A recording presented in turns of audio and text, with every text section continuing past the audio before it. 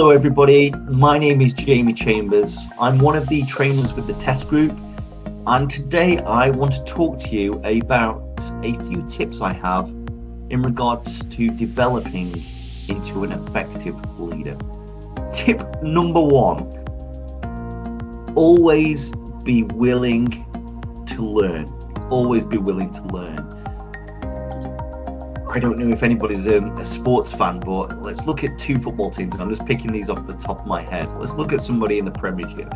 And forgive me if I'm upsetting anybody here, but I'm just picking a team at random, Manchester United. And I'm going to pick a team in the lower leagues. And again, forgive me if I'm upsetting anybody, but let's go for Chesterfield.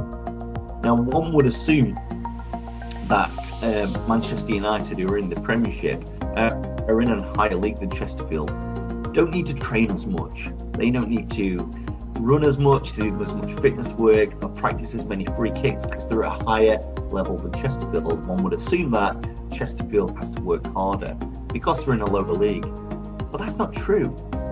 When we're talking about excellence, and Manchester United, they're in the Premier League, excellence is about a continuation. It's about that dedication, that commitment to yourself, that although I'm in a good position, I'm going to continue to get better. And I can guarantee Manchester United will do that. They will train just as hard as everybody else, if not harder. They will take free kicks just as hard as everyone else. They will do as much fitness work as everybody else. And they're always willing to learn. And that's my first tip.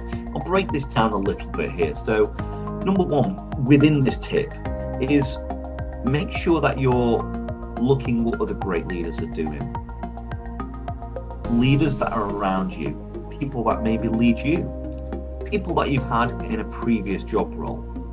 Look at what they're doing well and try to adopt those behaviors yourself. And if people aren't doing things well, then make sure you're not doing those things as a leader. For example, maybe you've had a leader in the past that is great when it comes to living and breathing the company's values.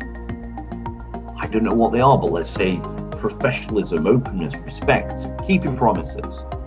They're just four values I've picked out there. And maybe a particular leader lives and breathes them on a daily basis. That's great. Look at what they're doing and make sure you adopt that yourself. But it's not just about looking at what other leaders are doing. Have a look at what the leaders throughout history have done as well. Famous leaders throughout history. And there's some great examples, and we can pick what they're doing well, and we can pick what leaders are doing not so well and make sure we adopt those behaviors ourselves. Look at an example here, Winston Churchill. Now there's a lot what people like about Winston Churchill, there's a lot what people will not like. We're looking at the good things that we can use. Winston Churchill is famous for one of his speeches that he delivered. You know the speech as well if I say it. I'm not going to go into the whole thing, but he says, "We shall fight them on the beaches." We shall fight them on beaches. And the key word there is the word we. It's inclusion, right? It's including people. It's working with them. He's not saying, I'm going to do this. He's a leader. He's involving people around them. We shall fight them on the beaches. So look at what other people throughout history have done and try to adopt those behaviors. Churchill was great at creating a team by including those people around them. What else can we do when it comes to always be willing to learn? Well, YouTube is phenomenal, but there are plenty of books out there as well that can really help us to improve our knowledge of leadership. The 1 Minute Manager by Ken Blanchard and Spencer Johnson is a phenomenal short book around what makes a great leader. The Chimp Paradox by Professor Steve Peters is a wonderful book around mind management. So make sure that you're always learning, make sure that you're constantly reading something or always improving your knowledge around leadership. And my final part when it comes to always be willing to learn, accept feedback. Accept feedback. There are so many people, so many leaders that have the mentality of, I see things this way and this is the right way. I refuse to listen to what other people tell me about myself because I know myself better than anybody else. The great leaders always are willing to learn, and they're always willing to listen to feedback from those around them and improve on the things that people are saying they need to improve. Tip number 2, make sure that you're constantly giving feedback. Now, in 1955, Walt Disney created his first theme park, well, his first big theme park, which is Disneyland, and that was created in California.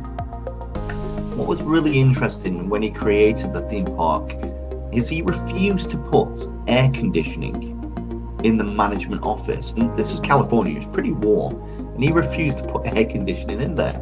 And a lot of his staff complained and questioned it, but his reasoning behind it was sound. He explained to his staff that if we've got a room where air conditioning is available, as managers, as leaders, you will make sure that you're in this room all the time. I want you out and about. I want you out and about with the cast members, which is the staff, and I want you giving feedback. When people do things wrong, at the time you give them feedback on how they can improve. When people are doing things really well, you give them feedback on what they've done well. You can't give effective feedback when you're locked in a room. I want you giving feedback as it happens. And this is the key. Constantly give feedback, but be in a position to give feedback. Not just the good stuff, not just the bad stuff, but a balance between it. A great leader gives feedback that is developmental. A great leader gives feedback that is positive. Like, no, I didn't say negative feedback, I said developmental. So either developmental feedback or positive feedback. Now, how you give that feedback is important as well. Don't confuse people, don't mix them up. People love the praise sandwich technique to feedback, which it can really confuse people, where you give a positive, then a negative, and a positive, and you give people that feedback, but it can really confuse people, because people go away thinking, well, have I done a good job? Have I done a bad job? I'm so confused. Have respect for people. If you're giving them positive feedback, just give them the positive feedback. If you're giving them developmental feedback, just give them developmental feedback. Don't confuse people and put them together. Now, make sure you have a structure, have a model.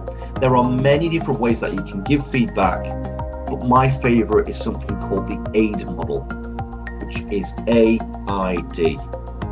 A for Alpha, I for Indigo, D for Delta. And what does that stand for? It stands for action, impact, and do. And you can use this model for positive and developmental feedback. But essentially what we're doing is we're going to give people the observations that we've made. That's the action. This is what we saw. The impact is what has the impact of their actions had. And finally, the do is carry on doing this or maybe change this. And there is my tip around giving feedback. Okay, so my third tip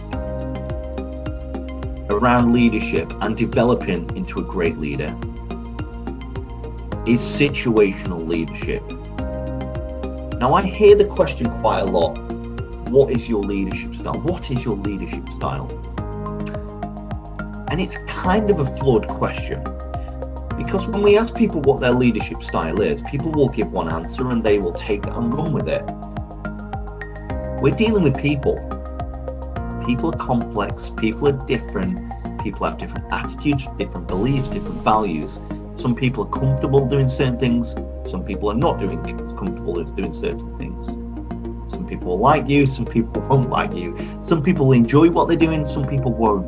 Human beings are complex. And if we've only ever got one leadership style, then that's going to be great with some people, but it's not going to be effective with everybody. Our leadership style should be situational. We should change the way that we're leading depending on the people that we are leading. How comfortable, how confident do they want to do a certain task? Have they done it before? Are they experienced in it?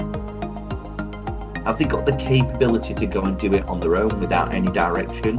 Or do they need a little bit more direction? Now, depending on the answer to these questions, we are going to adopt one of the following 4 leadership styles. We're going to delegate,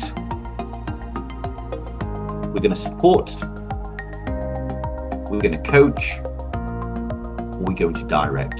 One more time, we're going to delegate, we're going to support, we're going to coach, or we're going to direct. And a great leader is able to be versatile and change their leadership style depending on the people that they're leading and the situation that they're leading.